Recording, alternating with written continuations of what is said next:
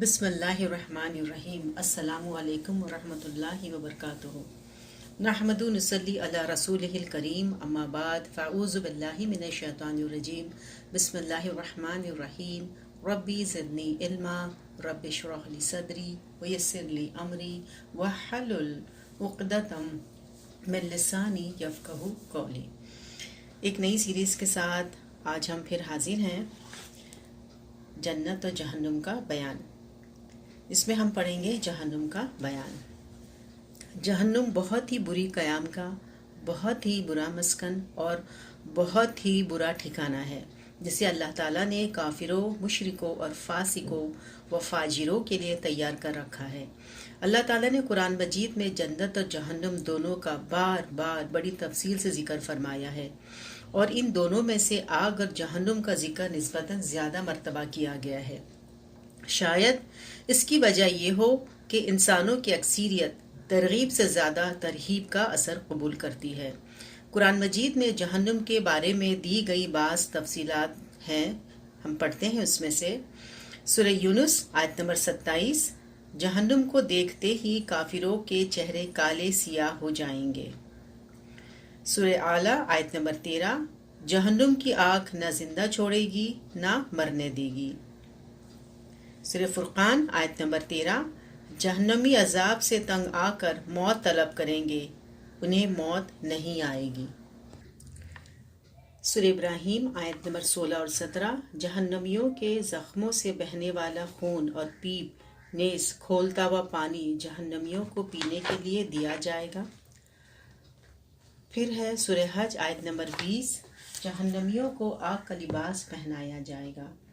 سورہ اعراف آیت نمبر 41، جہنمیوں کے لیے آگ کا اوڑھنا اور آگ کا بچھونا ہوگا۔ سورہ حاقہ آیت نمبر 30، جہنمیوں کی گردنوں میں آگ کے بھاری توق ڈالے جائیں گے۔ سورہ مدثر آیت نمبر 17، جہنمیوں کو آگ کے پہاڑ صعود پر چڑھنے کا عذاب دیا جائے گا۔ سورہ قمر آیت نمبر 48، جہنم میں جہنمیوں کو منہ کے بل گھسیٹا جائے گا۔ اب احادیث سے دیکھتے ہیں ہم۔ مسلم کی حدیث ہے، جہنم میں گرایا گیا پتھر 70 سال بعد جہنم کی تہ میں پہنچتا ہے۔ مسلم کی حدیث دوسری، جہنم کا سب سے ہلکا عذاب آگ کے 2 جوتے پہننے کا ہوگا، جس سے جہنمی کا دماغ کھولنے لگے گا۔ جہنمی کی ایک دار یعنی بڑا دانت احد پہاڑ سے بھی بڑی ہوگی، اسے مسلم نے روایت کیا ہے۔ جہنمی کے دونوں کندھوں کے درمیان تیز رو سوار کی 3 دن کی مسافت کا فاصلہ ہوگا، اسے مسلم نے روایت کیا ہے۔ جہنمی کی جسم کی کھال 42 یعنی 42 ہاتھ 63 فیٹ موٹی ہوگی، اسے ترمذی نے روایت کیا ہے۔ جہنمی اس قدر آنسو بہائیں گے کہ ان میں کشتیاں چلائی جا سکیں گی، اسے حاکم نے روایت کیا ہے۔ جہنمیوں کے سر پر اس قدر کھولتا ہوا گرم پانی ڈالا جائے گا کہ وہ سر میں چھید کر کے پیٹ میں پہنچے گا، اور پیٹ پہ جو کچھ ہوگا اسے کاٹ ڈالے گا، اور یہ سب کچھ پیٹ سے نکل کر قدموں میں آ گرے گا، اسے احمد نے روایت کیا ہے۔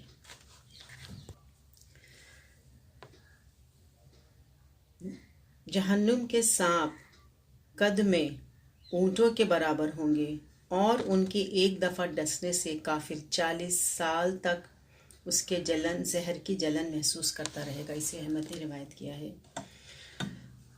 اور بھی بہت ساری حدیثیں ہیں۔ یہ ہے وہ ہولناک اور المناک عقوبت خانہ آخرت، جس کا قرآن مجید اور احادیث مبارکہ میں بار بار جہنم کے نام سے ذکر کیا گیا ہے۔ اللہ تعالی ہم میں سے ہر مسلمان کو اپنے فضل و کرم اور احسان عظیم کے صدقے اس سے محفوظ اور مامون فرمائے۔ بے شک وہ بڑا بخشنے والا اور رحم فرمانے والا ہے، اور جو چاہے وہ کرنے پر قادر ہے۔ پھر جہنم کی آگ۔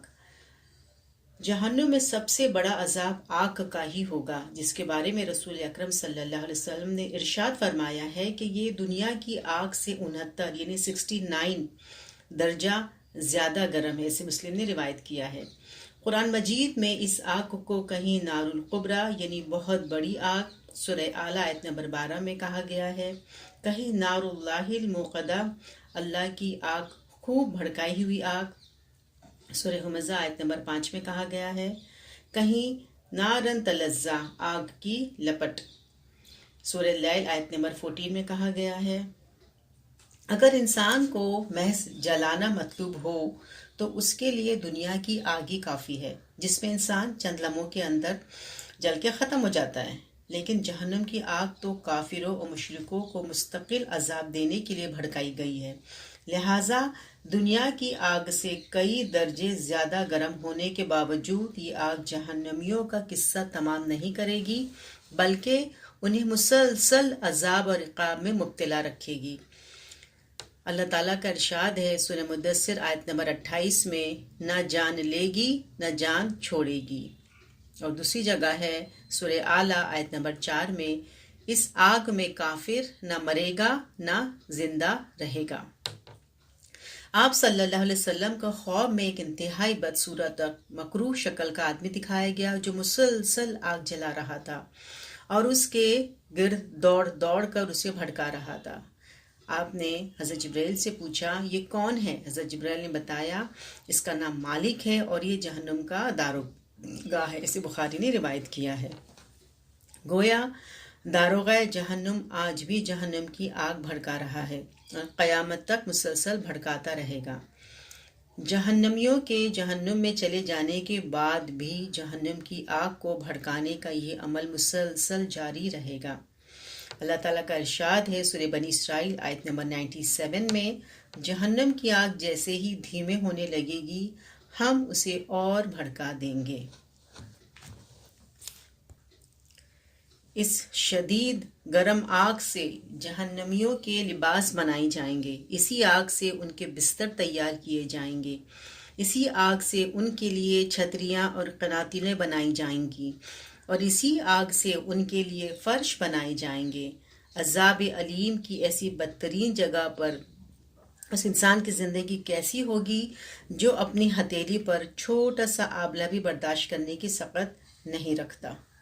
انسان کی قوت برداشت کا عالم تو یہ ہے کہ جون جولائی کے موسم میں دوپہر 12 بجے کی گرمی اور لو برداشت کرنا کسی کے بس کی بات نہیں ہوتی۔ کمزور، بیمار، بوڑھے لوگوں کی اموات تک ہونے لگتی ہے۔ جہنم کی اسی آگ کو دیکھ کر قیامت کے روز تمام انبیاء اکرام اس قدر خوف زدہ ہوں گے کہ اے میرے رب مجھے بچا لے، اے میرے رب مجھے بچا لے کہہ کے اللہ تعالیٰ سے اپنی جان کی امان طلب کریں گے۔ جہنم کے بعض دوسرے عذاب بھی ہیں۔ کھانے پینے کے معاملے میں انسان کس قدر نازک مزاج ہے، واقع ہوا ہے کہ اس کا اندازہ ہر انسان اپنی ذات سے لگا سکتا ہے۔ جو چیز گلی سڑی ہو یا باسی ہو یا انسان کے مزاج کے مطابق نہ ہو اسے انسان چھونا تو گوارا نہیں کرتا۔ بعض حضرات کھانے میں نمک مرچ کی معمولی سی کمی بیشی تک گوارا نہیں کرتے۔ لذت دہن کے علاوہ کھانے پینے کی اشیاء کا براہ راست انسان کی صحت کے ساتھ بڑا گہرا تعلق ہے، اس لیے ترقی یافتہ ممالک میں کھانے پینے کی چیزوں کے بارے میں بہت احتیاط برتی جاتی ہے۔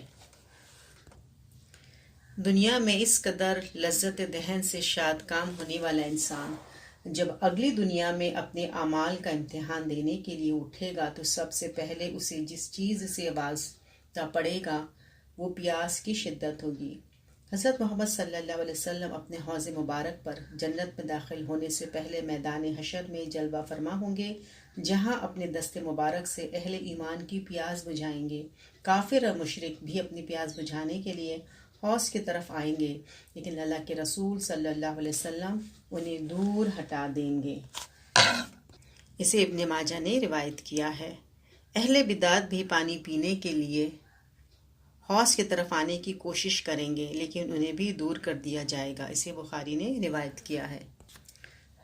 جہنم میں جانے کے بعد جب یہ لوگ کھانا طلب کریں گے تو انہیں تھوہر کا درخت اور کانٹے دار گھاس دیا جائے گا۔ جہنمی بادل خواستہ ایک ایک لقمہ کر کے حلق میں اتاریں گے، جس سے ان کی بھوک تو نہ مٹے گی، البتہ ان کے عذاب میں مزید اضافہ ہو جائے گا۔ یاد رہے کہ تھوہر کا درخت اور کانٹے دار گھاس جہنم میں ہی پیدا ہوں گے۔ جس کا مطلب یہ ہے کہ دونوں کھانے کم از کم اتنے گرم تو ضرور ہوں گے جتنی گرم جہنم کی آگ ہوگی۔ دوسرے الفاظ میں یہ کھانے آگ کے انگارے ہوں گے جنہیں جہنمی اپنی بھوک مٹانے کے لیے نگلیں گے۔ جہنم کا کھانا دراصل جہنم کے عذاب الہی کی ایک بدترین شکل ہوگی، اللہ کی پناہ۔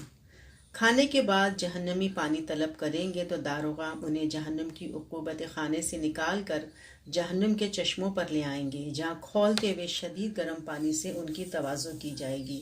وہ پانی کیسا ہوگا؟ جو جہنم کی دہکتی ہوئی آگ میں بھی بھاپ بننے کی بجائے مائع حالت میں برقرار رہے گا۔ ممکن ہے کوئی سخت دھات یا سخت پتھر ہو جو جہنم کی آگ میں پگھل کر مائع حالت میں تبدیل ہو گیا ہو اور وہی جہنمیوں کا مشروب ہو۔ یاد رہیں کہ کافروں کے لیے تو ابدی جہنم اور اس کے دوسرے عذاب ہیں ہی، حلال و حرام میں امتیاز نہ کرنے والے مسلمانوں کے لیے بھی جہنم اور اس کے معقولات و مشروبات کا عذاب کتاب و سنت سے ثابت ہے۔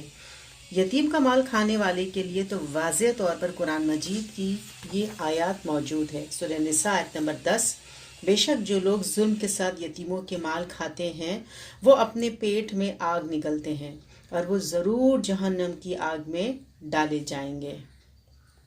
بس اے یتیموں اور بیواؤں کے مال غصب کرنے والوں اور دوسروں کی جائیدادوں پر ناجائز قبضہ کرنے والوں، قومی خزانے کی دولت لوٹنے والوں، جوئے، سود اور شراب کی کمائی پر عیش و عشرت کے محل تعمیر کرنے والوں اور اے شراب و شباب سے رنگ رلیاں منانے والوں، ایک بار نہیں 1000 بار سوچ کر فیصلہ کرو، کیا جہنم میں پیدا ہونے والے تھوہر کا درخت کانٹے دار گھاس کھا لو گے؟ آگ میں جلے ہوئے انسانی گوشت سے بہنے والے خون اور پیپ کے کھانے تناول کر لو گے؟ بدبودار اور غلیظ اور سیاہ پانی کے کھولتے ہوئے جامے نوش جان کر لو گے؟ فہل میں مدکر ہے پھر کوئی نصیحت حاصل کرنے والا؟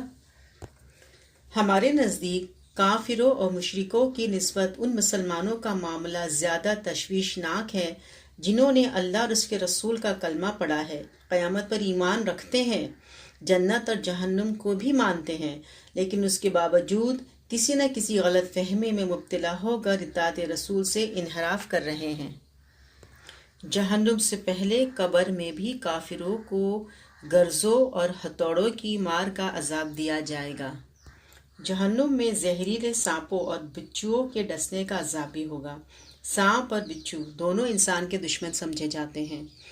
دونوں کے نام میں اس قدر خوف اور وحشت ہے کہ اگر کسی جگہ سانپوں اور بچھوؤں کا ٹھکانہ نہ ہو تو وہاں رہائش اختیار کرنا تو دور کی بات ہے، کوئی شخص گزرنے کا خطرہ بھی مول لینے کو تیار نہیں۔ جہنم میں سر میں کھولتا پانی اڈیلنے کا عذاب، آگ کی تنگ و تاریک کوٹریوں میں ٹھوسنے کا عذاب، چہروں پر آگ کے شعلے برسانے کا عذاب، گرزوں اور ہتھوڑوں کی مار کا عذاب، زہریلے سانپوں اور بچھوؤں کے ڈسنے کا عذاب، پھر ہے بدن کو بڑا کرنے کا عذاب، اور پھر ہے شدید سردی کا عذاب۔ جس طرح آگ انسانی جسم کو جلا دیتی ہے اسی طرح شدید سردی بھی انسانی جسم کو جلا دیتی ہے، اسی لیے جہنم میں شدید سردی کا عذاب بھی ہوگا۔ جہنم کے اس طبقے کا نام زمہریر ہے۔ زمہریر میں کس قدر شدید سردی ہوگی اس کا علم تو علیم و خبیر ذات ہی کو ہے، لیکن یہ سردی چونکہ عذاب دینے کے لیے ہوگی لہٰذا اس سردی سے تو بہرحال کہیں زیادہ ہوگی جو اس دنیا کے کسی بھی ٹھنڈے سے ٹھنڈے خطے میں دسمبر اور جنوری کے مہینوں میں ہو سکتی ہے۔ بلا شبہ انسان کی یہ کمزوری اس آزمائش کا حصہ ہے جس کے لیے اسے دنیا میں بھیجا گیا ہے، لیکن عقل مند وہی ہے جو اس آزمائش کا شعور حاصل کر لے۔ اس آزمائش کا شعور یہی ہے کہ انسان اپنے خالق اور مالک کا حکم بلا چوچا تسلیم کر لے۔ اللہ تعالیٰ نے اہل ایمان کو جہنم سے بچنے اور اپنے بیوی بچوں کو جہنم سے بچانے کا حکم دیا ہے، تو ایمان کا تقاضا یہ ہے کہ ہر مسلمان اپنے آپ کو اور اپنے بیوی بچوں کو جہنم کی آگ سے بچانے کے لیے اس اضطراب اور پریشانی سے 69 درجہ زیادہ اضطراب اور پریشانی محسوس کرے جتنی ہر شخص اپنے آپ کو یا اپنے بیوی بچوں کو اس دنیا کی آگ سے بچانے کے لیے محسوس کرتا ہے۔ اس ذمہ داری کو پورا کرنے کے لیے ہر مسلمان کو 2 باتوں کا اہتمام ہر قیمت پہ کرنا چاہیے۔ نمبر 1، قرآن و حدیث کی تعلیم کا اہتمام کرنا چاہیے۔ نمبر 2، گھر میں اسلامی ماحول کا قیام کرنا چاہیے۔ اب ہم وہ چیز دیکھیں گے کہ جو کبیرہ گناہوں کی وجہ سے پہلے جہنم میں جائیں گے اور اپنے گناہوں کی سزا بھگتنے کے بعد جنت میں داخل ہوں گے۔ کبیرہ گناہ کون سے ہیں؟ نمبر 1، شرک کرنا۔ نمبر 2، ناحق قتل کرنا۔ نمبر 3، جادو کرنا اور کروانا۔ نمبر 4، نماز ترک کرنا۔ پھر ہے زکوٰۃ ادا نہ کرنا، بلا عذر رمضان کے روزے ترک کرنا، استطاعت کے باوجود حج نہ کرنا، والدین کی نافرمانی کرنا، یہ سارے کبیرہ گناہ ہیں۔ قطع رحمی کرنا، زنا کرنا، عمل قوم لوط ہم جنس پرستی کرنا، سود لینا دینا، سودی معاملے کی کتابت کرنا، اس کی گواہی دینا، سب ایک ہی درجے کے کبیرہ گناہ ہے۔ پھر ہے یتیم کا مال کھانا، اللہ اور اس کے رسول کے نام جھوٹی بات منسوب کرنا۔ پھر ہے میدان جہاد سے بھاگنا، حاکم کا رعایا پر ظلم کرنا اور اسے دھوکہ دینا۔ پھر ہے تکبر اور غرور کرنا، جھوٹی گواہی دینا، جھوٹی قسم کھانا، جوا کھیلنا، پاک دامن عورت پہ تہمت لگانا، مال غنیمت میں خیانت کرنا، چوری کرنا، ڈاکہ ڈالنا، شراب پینا، ظلم کرنا، ٹیکس وصول کرنا، حرام کھانا، خودکشی کرنا، جھوٹ بولنا، کتاب و سنت کے خلاف فیصلہ کرنا، رشوت لینا، مردوں عورتوں کا ایک دوسرے کی مشابہت اختیار کرنا، دیوس بننا، حلالہ نکالنا اور نکلوانا، پیشاب سے احتیاط نہ کرنا، ریا اور نمائش سے کام لینا، دنیا حاصل کرنے کے لیے علم دین سیکھنا اور علم دین چھپانا۔ پھر ہے خیانت کرنا، احسان جتلانا، تقدیر کا انکار کرنا، دوسروں کے راز ٹٹولنا، چگل خوری اور غیبت کرنا، لعنت کرنا، وعدہ خلافی کرنا، نجومی کی تصدیق کرنا، شوہر سے بیوی کا بد اخلاقی سے پیش آنا، تصویر بنانا، نوحہ اور بین کرنا، سرکشی کرنا، غلام لونڈی اور بیوی سے بدسلوکی کرنا، یہ سب کیا ہے؟ کبیرہ گناہ ہے۔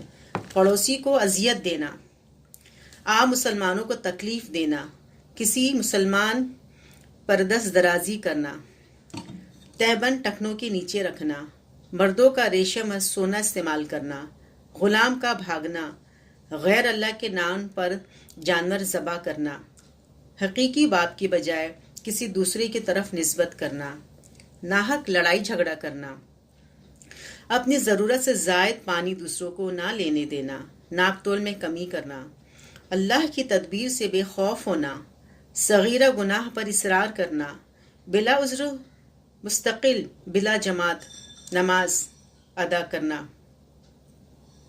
غیر شرعی وصیت کرنا، کسی کو دھوکہ اور فریب دینا، اسلامی حکومت کی جاسوسی کرنا، اصحاب رسول کو گالی دینا، یہ سارے گناہ وہ گناہ کبیرہ ہے جن میں سے کسی ایک کا ارتکاب بھی انسان کو جہنم میں لے جانے کے لیے کافی ہے۔ لہٰذا جہنم سے بچنے کے لیے ضروری ہے کہ ان سے مکمل اجتناب کیا جائے۔ اور دوسرا، اگر کبھی بشری تقاضوں کے تحت کوئی کبیرہ گناہ ہو جائے انسان سے تو احساس ہوتے ہی فوراً اللہ تعالیٰ کے حضور توبہ استغفار کی جائے اور آئندہ اس گناہ کے قریب نہیں جانے کا پختہ عزم کیا جائے۔ اور اگر اس گناہ میں کسی آدمی کی حق تلفی ہوئی ہو تو اس کی تلافی کی جائے یا اس سے معافی مانگی جائے، اور اگر کسی وجہ سے ایسا ممکن نہیں ہو، مثلاً وہ فوت ہو چکا ہو، تو اس کے حق میں بکثرت استغفار کیا جائے۔ دین اسلام کی بنیاد 2 بڑی واضح اور روشن چیزوں پر ہے: اللہ کی کتاب، رسول اکرم صلی اللہ علیہ وسلم کی سنت۔ ہمارا عقیدہ اور ایمان 2 چیزوں سے آگے بڑھنے کی ہمیں اجازت نہیں دیتا، نہ ہی ہم اپنے اندر اتنی ہمت پاتے ہیں کہ بزرگان دین کے خوابوں، اکابرین کے مراقبوں اور اولیاء کرام کے مکاشفوں یا پھر پیروں فقیروں کے من گھڑت قصے کہانیوں کو لوگوں کے سامنے اللہ کا دین بنا کر پیش کرے اور قیامت کے روز اللہ تعالیٰ کی عدالت میں مجرم کی حیثیت سے پیش ہوں۔ اعوذ باللہ ان اکون من الجاہلین، میں اللہ کی پناہ طلب کرتا ہوں اس بات سے کہ جاہلوں میں سے شامل ہو جاؤں۔